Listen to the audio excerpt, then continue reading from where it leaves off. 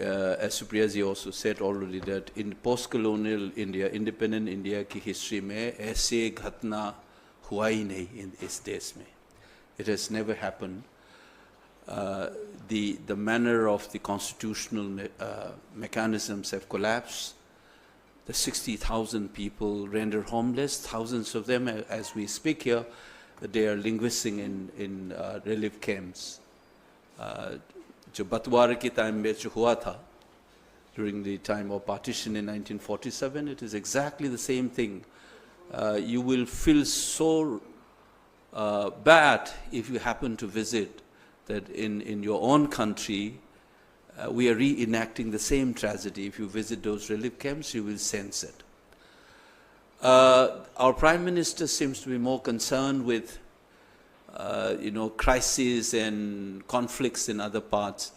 And just as people used to say, Europeans used to look at Africans and Asians, jo Hutus and Tutsis were fighting among each other. It is their problem.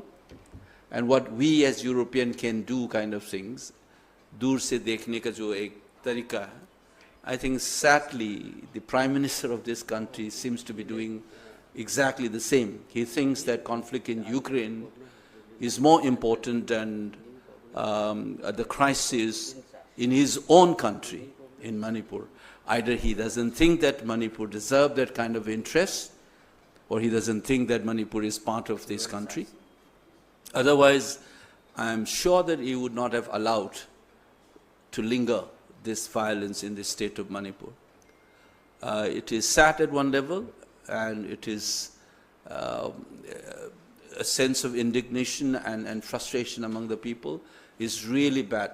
Please mark my word, people started saying that please go back, all the Indian armed forces, we'll deal our situation ourselves, which is not a good sign for the country. The country must know when you collapse your institutions, when you allow your citizens to be subjected into this kind of humiliation and crisis, people are bound to respond in one way or the other. I just wanted to say this is not only the violence and human tragedy, there is also an institutional and constitutional collapse. That's very important. The state subject, law and order, is unconstitutionally has taken over by the central government. Mr. Kuldeep Singh was appointed on 4th May 2023. First, he was appointed as a security advisor. And then on 31st of the same month, he was again appointed as a chairman of the Unified Headquarters, which is commonly referred to as Unified Command. What is this, Unified Command or Headquarters? This is where you have the representative of the Army, the BSF, the CRPF, the paramilitary forces like Assam Rifles, Manipur Police, IB, and intelligence unit. Everybody is there to coordinate. The mandate is to deal with the security and law and order situation in the state. And now that we have flagged off these issues long time back, who is in charge of the state of Manipur? And surprisingly, the state government has been silent. They have been following this kind of subversion of constitutional mechanism themselves. So there is a serious subversion of constitution, the federal structures. I just want to remind you, some of you, that there's Baba Saheb Ambedkar once said, there is a sovereign and plenary authority of the state cannot be eroded. Law and order is absolutely the domain of the state government. So this government, surprisingly, not only have presided over the violence, the state government, they have also played, along with the central government, in the subversion of the constitution itself. So defending Manipur right now is also defending Indian constitution, that the federal structure remains intact. And I think this is something that we must keep in our mind. And I think we have crossed all limits. The constitutional propriety, from the dimension of humanity, आप लोग सोचिएगा कि इस देश का prime minister जो है, उसके दिमाग में क्या चल रहा है? I started thinking like that now. What is there? Is it some kind of a psychological breakdown? that you don't feel the need to intervene. और बोलता रहता है कि CM is cooperating with us, obviously through the subversion, and as Supriyaji has already pointed out, one is playing a victim or a defender of the state. Makes no sense to me. So I normally avoid talking about state government now. I mean, it's beyond that. It's the government of India which is solely responsible for the subversion of the constitution and the tragedy. 60,000 central troops. How is it possible that people lost life? Manipur's population is like a district of Delhi. 33 lakhs was around that. And 22 square kilometers, 1,000 kilometers. Such a small state, you have a presence of 60,000 troops.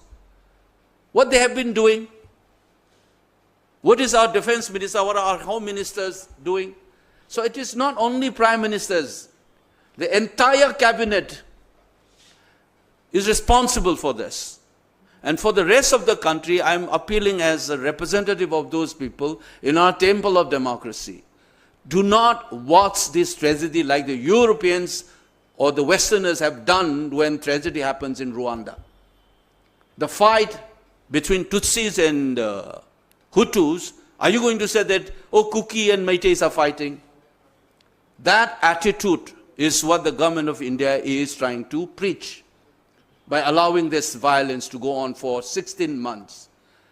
And I think our leader Rahulji is very decent when he said the Prime Minister should visit. His appeal as a national leader. I often wonder if none of the national leaders have not visited, what would have people felt? They would have felt abandoned. The government of India has already abandoned the people of Manipur, and thankfully our party leaders have not. And today also you can see that AICC is still organizing a press conference. That shows whether you are a small state or a big state, all Indians are Indian, all union states of these unions are equally deserving of the dignity that each of the constituent unit of this country must have. I think this is something that I want to place in front of you.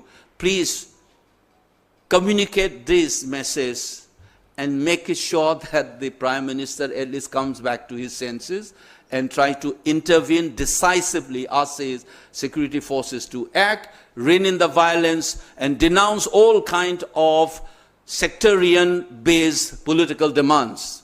That kind of politics must also be rejected. Only then this peace will come back. These two needs to be done. I think the people have already spoken out, the people of Manipur, despite their tragedies. And I think the situation is, if you allow this to go on, the kind of sentiment, I hope still that it remains towards the BJP. It should not turn towards the country. And the BJP is making in such a sensitive state the sense of abandonment and neglect, and in fact also complicit in some way with the violence is not a good sign for this country. I think government of India must realize this sooner the better. Thank you.